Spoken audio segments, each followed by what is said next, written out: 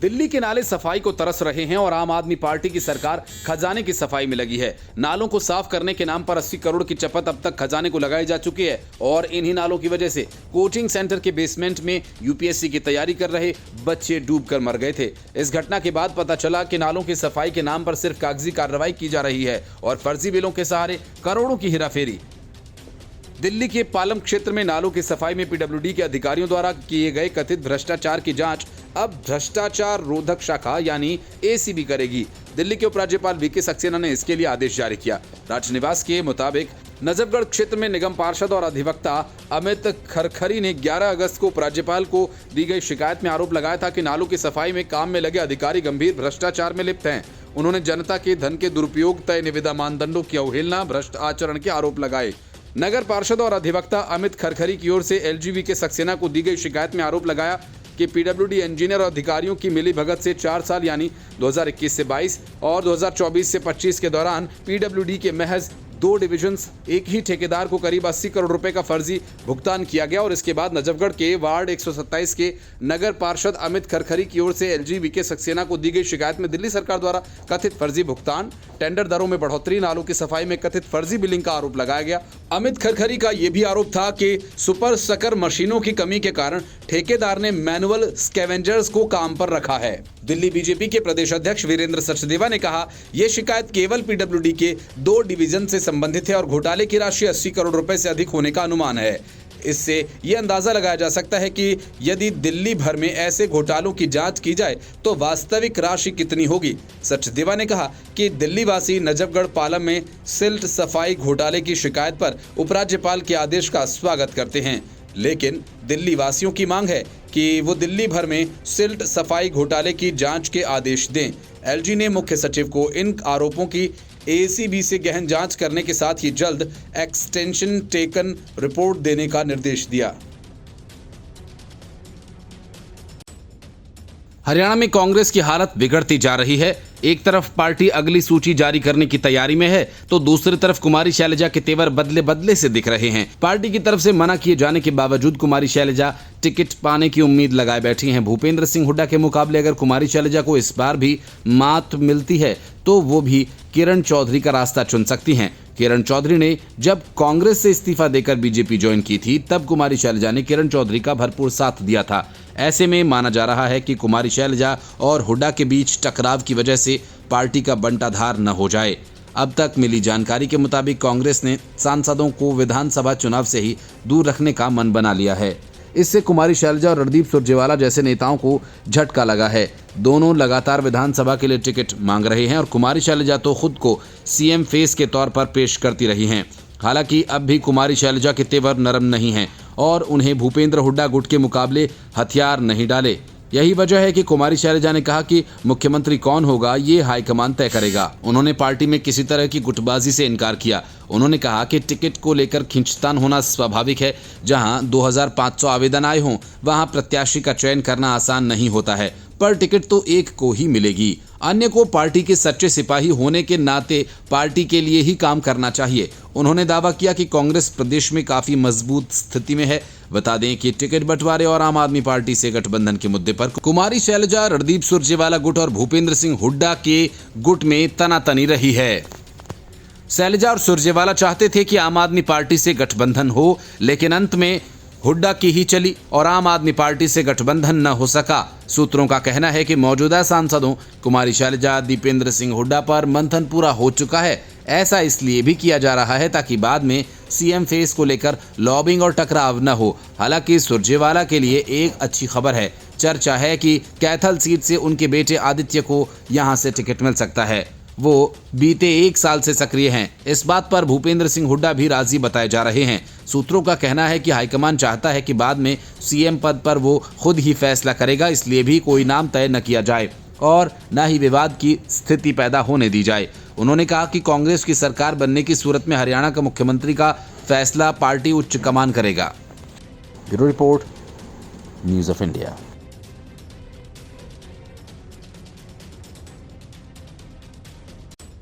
लोकसभा चुनाव के बाद अखिलेश यादव काफी आक्रामक राजनीति कर रहे थे, लेकिन अब उन्हें ऐसा तगड़ा झटका लगने जा रहा है जिससे वे फिर से बैकफुट पर खड़े दिखेंगे। पार्टी के 7 विधायक समाजवादी पार्टी से इस्तीफा देकर बीजेपी का दामन थामने की तैयारी में हैं। समाजवादी पार्टी के 7 बागी विधायकों में से 2 राकेश प्रताप सिंह और अभय सिंह दिल्ली स्थित भारतीय जनता पार्टी के मुख्यालय पहुंचे और इस दौरान उनके साथ भारतीय जनता पार्टी के राज्यसभा सांसद संजय सेठ भी थे। 2024 में उत्तर प्रदेश में भारतीय जनता पार्टी, राष्ट्रीय लोकदल और समाजवादी पार्टी के 10 विधायकों ने जीत दर्ज की थी। यूपी में करहल, मिल्कीपुर, सीसामऊ, कुंदरकी, गाजियाबाद, फूलपुर, मझवा, कटिहरी, खैर और मीरापुर विधानसभा सीटों के विधायक अब लोकसभा के सदस्य बन चुके हैं।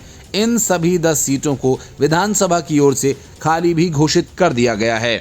भारतीय निर्वाचन आयोग इन सीटों पर उपचुनाव के लिए तारीखों का ऐलान कर सकती है, लेकिन 7 विधायकों के इस्तीफे के बाद अब 17 सीटों पर उपचुनाव हो सकते हैं। दरअसल फरवरी में यूपी में 10 सीटों पर राज्यसभा के चुनाव हुए थे और इन चुनावों में भारतीय जनता पार्टी ने 8 और समाजवादी पार्टी ने 3 उम्मीदवार उतारे थे।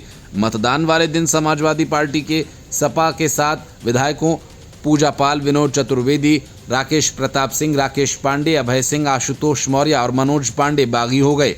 इन सभी 7 विधायकों के संदर्भ में दावा किया गया कि उन्होंने भारतीय जनता पार्टी के प्रत्याशी को वोट किया था। समाजवादी पार्टी के 2 बागी विधायकों राकेश प्रताप सिंह और अभय सिंह दिल्ली पहुंचे और भारतीय जनता पार्टी के मुख्यालय में सुनील बंसल से मुलाकात की। दोनों बागी नेताओं के साथ यूपी से बीजेपी के राज्यसभा सांसद संजय सेठ भी थे। इस मुलाकात के सियासी निहितार्थ ये निकाले जा रहे हैं कि ये बागी विधायक आने वाले दिनों में इस्तीफा दे सकते हैं, जिसके बाद यूपी में 10 नहीं 17 सीटों पर उपचुनाव हो सकते हैं। हालांकि सूत्रों का दावा है कि अभी इस्तीफे की स्थिति नहीं बनी है। बीजेपी अभी इस स्थिति में नहीं है कि वो इन बागी विधायकों को कुछ दे पाए। इस बात की निश्चितता भी नहीं की जा सकती। सिटिंग विधायकों को ही अगर टिकट मिले तो वे दोबारा उसी सीट पर जीत का परचम लहरा पाएं। सूत्रों का कहना है कि इसके साथ ही आने वाले समय में विधान परिषद की कुछ सीटों पर चुनाव हैं। बीजेपी विधान परिषद में अपना दबदबा कायम रखने के लिए इन विधायकों की मदद ले सकती है। ऐसे में अभी बागियों द्वारा इस्तीफा देने की परिस्थिति नहीं बन रही है। सूत्रों के मुताबिक अभी तक समाजवादी पार्टी ने अपने बागियों के खिलाफ विधानसभा अध्यक्ष से शिकायत भी नहीं की है, इसलिए इन विधायकों की कुर्सी पर कोई खतरा नहीं है। विधायकों के बगावत के बाद अखिलेश ने बागियों के सपा छोड़ने का कारण बताते हुए कहा था कि कुछ लोग दबाव के तहत तो कुछ लोग सम्मान पाने के लिए गए हैं। अखिलेश यादव ने बिना नाम लिए कहा कि किसी के घर में कौन सा असलहा पकड़ा गया था और उसके किससे रिश्ते हैं ये सभी जानते हैं, तो कुछ लोग डर गए हैं। किसी को सम्मान की जरूरत थी, किसी को चुनाव के आश्वासन की बात सुनने में आ रही है। अखिलेश ने कहा था कि बाकी वक्त बताएगा कि किसको क्या पैकेज मिलता है। बेंगलुरु के रामेश्वरम कैफे ब्लास्ट से पहले आतंकी बीजेपी दफ्तर को उड़ाने की कोशिश कर चुके थे। बीजेपी के दफ्तर को ठीक उसी दिन उड़ाना था जिस दिन अयोध्या के राम मंदिर में प्राण प्रतिष्ठा होनी थी। ये खुलासा एनआईए ने रामेश्वर कैफे ब्लास्ट मामले में दाखिल की गई अपनी चार्जशीट में किया। एनआईए ने इस मामले में 4 लोगों को आरोपित बनाया। इन आतंकियों के नाम मुसव्विर हुसैन शाजिब, अब्दुल मतीन अहमद ताहा, ताज मुनीर अहमद और मुजम्मिल शरीफ हैं। एनआईए ने इनके ऊपर यूएपीए और आईपीसी की कई धाराएं लगाई हैं। सभी आरोपी फिलहाल न्यायिक हिरासत में हैं। एनआईए की चार्जशीट में आईएसआईएस हमलों को लेकर भी खुलासा हुआ। एनआईए के मुताबिक अयोध्या में राम मंदिर प्राण प्रतिष्ठा के हमले की साजिश रची गई थी। उस दिन बेंगलुरु में बीजेपी ऑफिस में हमले की तैयारी की जा रही थी। चार्जशीट में बताया गया कि आरोपी कई धमाकों की साजिश रच रहे थे। इस साल 1 मार्च को बेंगलुरु के ब्रुकफील्ड स्थित रामेश्वरम कैफे में हुए आईईडी विस्फोट में 9 लोग घायल हो गए थे और होटल की संपत्ति का बड़े पैमाने पर नुकसान हुआ था। एनआईए ने 3 मार्च 2024 को जांच शुरू की थी।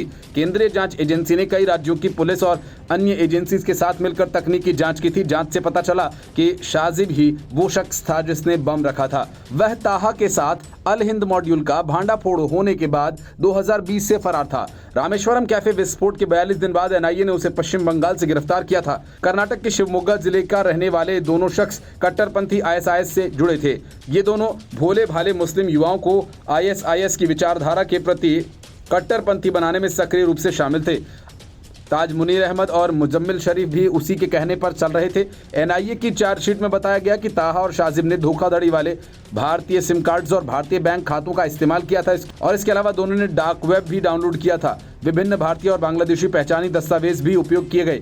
जहां से ये पता चला कि ताहा को एक पूर्व दोषी शुएब अहमद मिर्जा ने लश्कर तैयबा बेंगलुरु साजिश मामले में भगोड़ा मोहम्मद शाहिद फैसल से मिलवाया था। इसके बाद ताहा ने अपने हैंडलर फैसल को अल हिंद ISIS मॉड्यूल के मामले के आरोपी महबूब पाशा और ISIS दक्षिण भारत के अमीर ख्वाजा मुहिद्दीन के बाद मुनीर अहमद से मिलवाया। दोनों आतंकी फर्जी सिम, फर्जी खाते, नकली पहचान का इस्तेमाल कर रहे थे। डार्क वेब से इन्हें ये सब मिलता था। इसके अलावा ये अपने आतंकी मिशन को अंजाम देने के लिए क्रिप्टो करेंसी का इस्तेमाल करते थे। ये करेंसी इनके हैंडलर देते थे। दोनों इस क्रिप्टो करेंसी को टेलीग्राम के जरिए सामान्य पैसे में बदलते और फिर इसके जरिए आतंकी साजिश को अंजाम देते। 1 मार्च 2024 को रामेश्वरम कैफे ब्लास्ट में, इससे पहले दोनों ने 22 जनवरी 2024 को बेंगलुरु के भाजपा कार्यालय को उड़ाने की साजिश रची थी।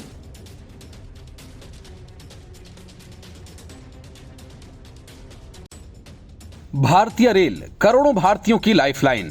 हर दिन करोड़ों लोग ट्रेन से सफर करते हैं। ट्रेनों का सफर अन्य सफर की तुलना में काफी आरामदायक माना जाता है, मगर भारत की लाइफलाइन को अब किसी की नजर लग गई है। पर्दे के पीछे कोई दुश्मन है जो ट्रेन को बार बार टारगेट कर रहा है। कोई तो है जो रेलों से मौत के खेल की साजिश रच रहा है। कानपुर से लेकर अजमेर तक ट्रेन को पलटाने की बड़ी साजिश सामने आई है।